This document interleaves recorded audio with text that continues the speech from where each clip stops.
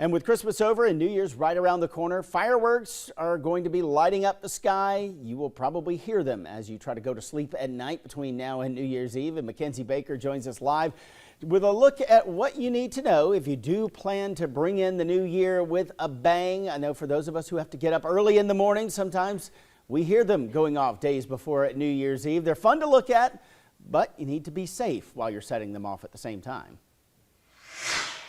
Exactly. Fun, but safety is always a priority. Now, thousands of firework-related injuries still happen every year despite recent improvements.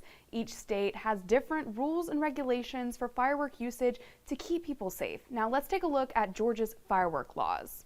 It's illegal to light fireworks indoors or within the right-of-way of a public road, street, highway, or railroad.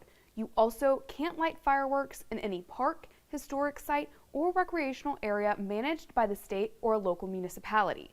The same thing goes for within 100 yards of a hospital, nursing home, or other healthcare facility. Now, penalties for breaking firework laws range, depending on the circumstance, from misdemeanors to felony charges that include a $10,000 fine and a prison sentence if convicted.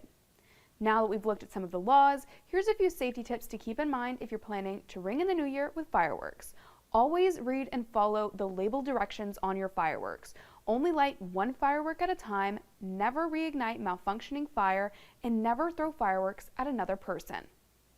For more information on fireworks safety, you can visit our website at WTOC.com. Reporting live, Mackenzie Baker, WTOC News. All right, thanks, Mackenzie.